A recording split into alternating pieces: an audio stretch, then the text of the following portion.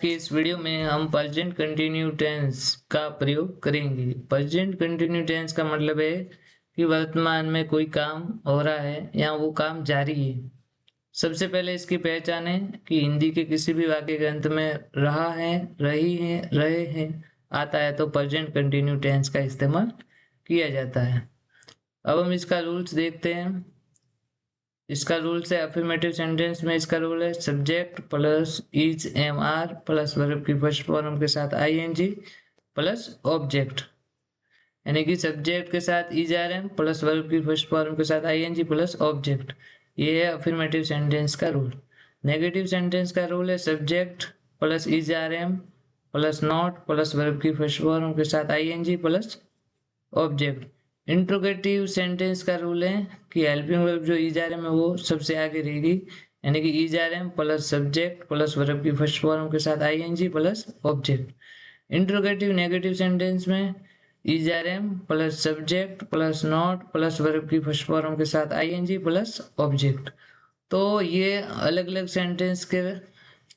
Sentence के हिसाब से इसके अलग अलग रूल है। सेंटेंस हमेशा चार प्रकार के होते हैं, affirmative, negative, interrogative, interrogative negative. उसमें हेल्पिंग वर्ब का इस्तेमाल किस प्रकार किया जाता है वो मैंने आपको इसमें अलग अलग बताया, और पहचान तो वही सेम है। अब इसके एग्जाम्पल हम देखते हैं। अफर्मेटिव सेंटेंस के पहले एग्जाम्पल देखते हैं। अफर्मेटिव सेंटेंस यानी साधारण वाक्य। पहला सेंटेंस है आई एम ईटिंग फूड, मैं खाना खा रहा हूँ या मैं खाना खा रही हूँ। आपको हमेशा ध्यान रखना है आई के साथ एम ही लगेगा, बाकी के साथ is are am is are लगेगा। दूसरा सेंटेंस है she is reading a book, वह किताब पढ़ रही है। इसमें सी है वो सब्जेक्ट है, इज है वो हेल्पिंग वर्ब है, रीडिंग बुक रीडिंग है वो वर्ब के साथ आईएनजी का प्रयोग हुआ है, और ए बुक यानी object. There are playing cricket, वे क्रिकेट खेल रहे हैं। इसमें दे है वो सब्जेक्ट प्लस आर है वो हेल्पिंग वर्ब, प्लेइंग यानी वर्ब की फर्स्ट फॉर्म के साथ आईएनजी, क्रिकेट है वो ऑब्जेक्ट। अब नेगेटिव सेंटेंस के एग्जाम्पल हम देखते हैं। I am not watching TV, मैं टीवी नहीं देख रहा हूँ या मैं टीवी नहीं देख रही हूँ। He is not coming today, वह आज नहीं आ रहा है। We are not going to school, हम स्कूल नहीं जा रहे। तो इसमें देखो एम के बाद नॉट आया, यानी नेगेटिव सेंटेंस में subject plus am helping verb plus not plus watching यानी वर्ब के साथ आईएनजी और टीवी वो ऑब्जेक्ट।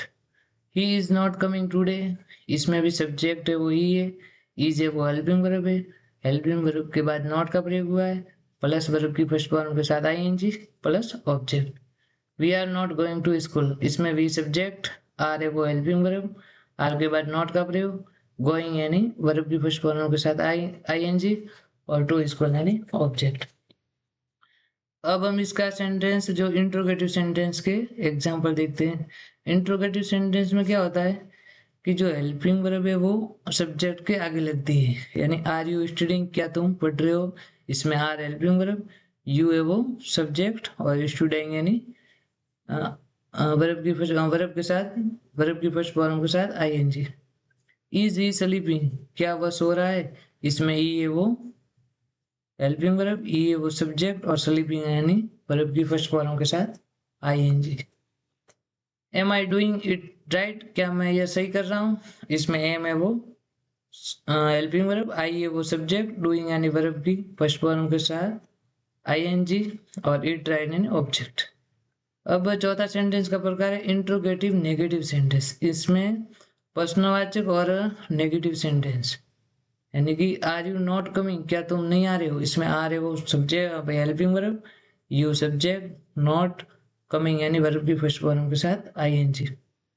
सेकेंड सेंटेंस है इज सी नॉट कुकिंग, क्या वह खाना नहीं बना रही है। इसमें is helping verb, she subject plus not plus verb की फर्स्ट फॉर्म के साथ आईएनजी।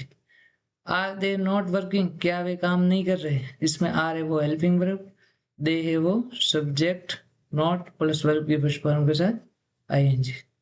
तो ये थे इसके एग्जाम्पल, यानी कि अलग अलग सेंटेंस में इसके क्या क्या रूल है वो हमने पहले से आपको बता दिया है, और एग्जाम्पल देख के आप इसे अच्छी तरह समझ सकते हो। अब इसमें मैंने एक साइड में एक शॉर्ट टेबल समरी दी है, तो इस टेबल समरी से आपको याद करने में आसानी रहेगी। यानी कि प्रेजेंट कंटिन्यू टेंस है, उसमें किस प्रकार पॉजिटिव, नेगेटिव और इंट्रोगेटिव सेंटेंस में रूल्स और उसके एग्जाम्पल के साथ मैंने एक चार्ट दिया है विथ हिंदी मीनिंग। यानी कि आपको इस टेंस को समझने में ये चार्ट है वो आसान लगेगा। और ये पहचान इसकी सेम है, हिंदी के किसी भी वाक्य के अंत में रहा है, रही है, रहे आता है तो प्रेजेंट कंटिन्यू टेंस का इस्तेमाल किया जाता है। इसी के साथ ये वीडियो पूरी होती है, मिलते हैं नेक्स्ट वीडियो में।